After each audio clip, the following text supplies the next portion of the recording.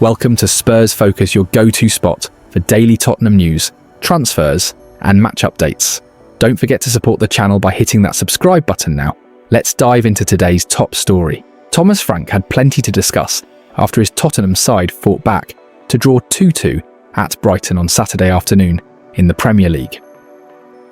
Spurs went behind just 8 minutes into the match at the Amex Stadium as the Seagulls scored from their first attack.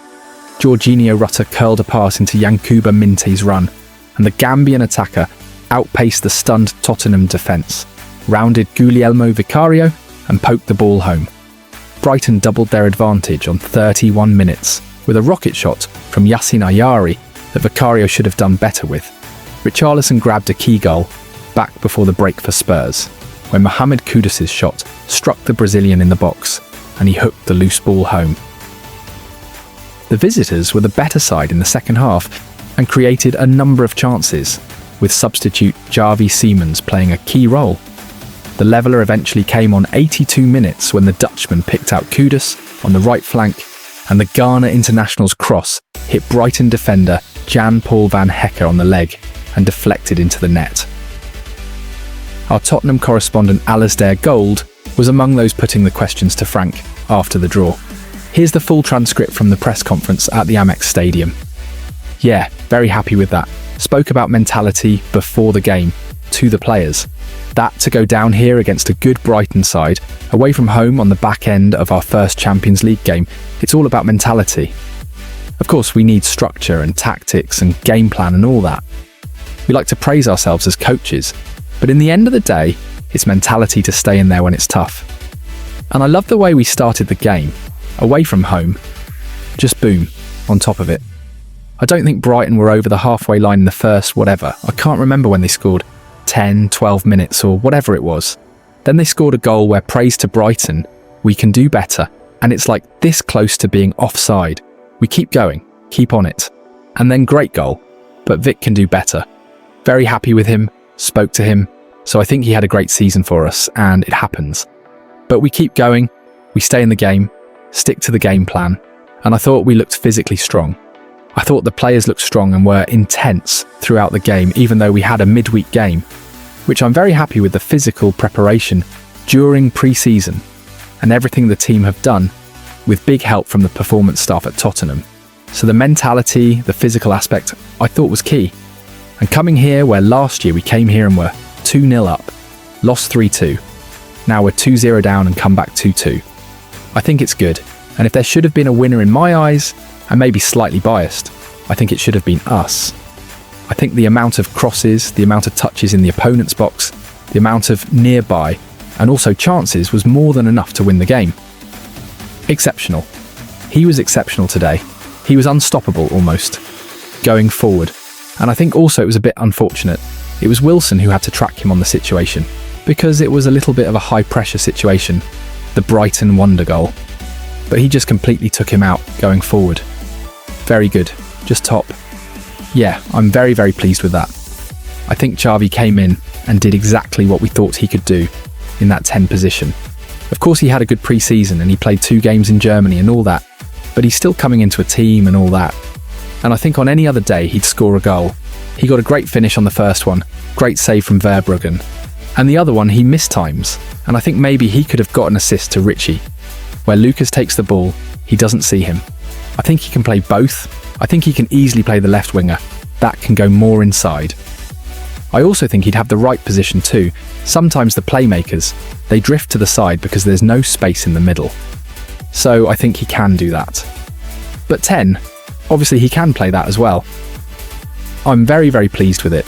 I think there was also a situation the first half, the way we sprinted back on our recovery runs, that's goosebumps, that's bread and butter. But you want to be a resilient team because we play against good teams and it will be difficult sometimes. But it's a good group of players, they want to perform. They are disappointed after the game. Even when we come back, they wanted to win, of course. I also think the overall performance played in, I think maybe this was our most complete performance so far in the season. I know you can say we conceded 2 goals, but I think actually there were so many positives overall in the game. Also the high pressure, the man-to-man, very aggressive. But as you say, that resilience in the group, that mentality, is good? I think two things. One, his work ethic has been really good. It's big for me, how hard he works in the counter press, high pressure, defensive side of it. But his hold-up play, when it goes into him, it just sticks. You can't get it off him, so he just keeps it. He doesn't lose a 50-50 ball. And then the third thing is his one-on-one ability is crazy. He's so strong, he's so explosive. He just dominated the right-hand side. I think it's never as simple as it looks. I think that's a big thing. I think it's a great strike, but he will be kicking himself. He wants to save that one. Hopefully, we try to put a good structure in place. Offensively and defensively, clear principles. Keep reinforcing the right messages. For example, today we put so many crosses in. That's a big part of what we want to do. There could be a little bit more quality, we could also have a little bit more runs, and then we'll keep coaching them, running in the right gaps. I think if Richie had run in the right gaps, he'd have scored maybe 2 goals more today, for example. I believe any player can keep developing. That's a big part of what I believe in, and my coaching staff believe in as well. I know we conceded 2 goals, and it's never that black and white. So one where we will say I should take it. The second one is, okay, we conceded a goal. That can happen. It's just Premier League, it's good. But besides that, I thought we defended well. Overall, I think the high pressure was very aggressive, and we were winning the ball back more or less all the time, which we like to do. I think in phase 1, we got out every time, more or less. We controlled it up there. We created so many good opportunities and had to counter press and rest defending crosses. So there was a lot of the bits we like to do because of that. And then on top of that, the mentality to come back from 2-0 down is so important. That's a good question. I don't know. Right now, I think it's about that consistency. We played 5 Premier League games. I think we had 4 good performances and 1 bad. So can we stick with, I don't want that bad. I think it was a bad performance. So can we just get all bad performances out and consistently produce good performances? Then on a day where, whatever, there's a mistake and you need to come back, you still get a point.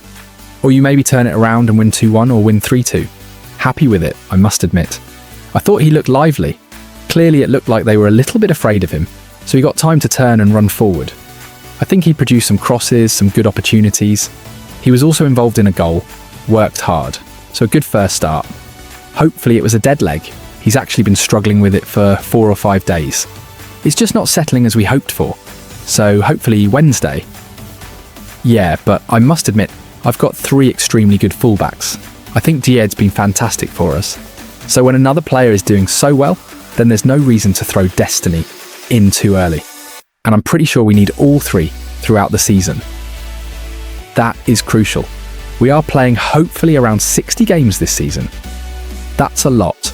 I think Liverpool changed both their fullbacks from midweek to today, so it's a big thing. We want fullbacks to come bombarding up and down, so we need everyone. But I'm very happy with Destiny. I think you always want to control if you can, but I liked how aggressive we were, and there were some very good opportunities going forward. And I liked that we looked very dangerous. That I liked a lot, I must admit. This was a game that wrapped up Tottenham's past, present, and hopefully future, all in one manically tied package. It's tough enough to go to Brighton at the best of times, with the Seagulls unbeaten at home, against the Premier League's traditional Big Six since the start of last season, having bested all of them apart from draws against Arsenal and now Spurs. Yet Tottenham could be forgiven for being mentally scarred by their collapse on the South Coast just under a year ago, as they threw away a 2-goal half-time lead that day to lose under Ange Postecoglou. The 2 goals they conceded on Saturday afternoon bore a similarity to some of the high-line defending witnessed that day. Yet this time, the second half at the Amex Stadium brought a happier ending for Tottenham under Thomas Frank. The visitors conceded just 8 minutes into the contest at the Amex Stadium. With Brighton's first attack of the day, Jorginho Rutter picked out Yankuba Minte's run, and the Gambian attacker raced behind Spurs' high line, rounded Guglielmo Vicario, and poked the ball home. The Seagulls doubled their lead half an hour in with a powerful effort from Yassin Ayari that Vicario should have dealt with from that angle and distance. Spurs grabbed a lifeline just before the interval, when Mohamed Kudus' shot struck Richarlison, and the Brazilian striker spun and lashed home the loose ball in the 6-yard box. Frank's side dominated the second half with a game-changing second-half cameo from Xavi Simons, causing all manner of problems through the centre of the pitch. With 8 minutes to go, the Dutchman found Kudus on the right. The Ghanaian's curling cross hit Brighton defender Jan-Paul van Hecke on the leg and flew into the host's net. It was just reward for a comeback full of character. That character was also being shown on the sidelines. Frank is a lively presence at the best of times, but on Saturday, he came close to boiling over at one point and channeling his inner Antonio Conte. It came just moments before he introduced Xavi to the party on 61 minutes.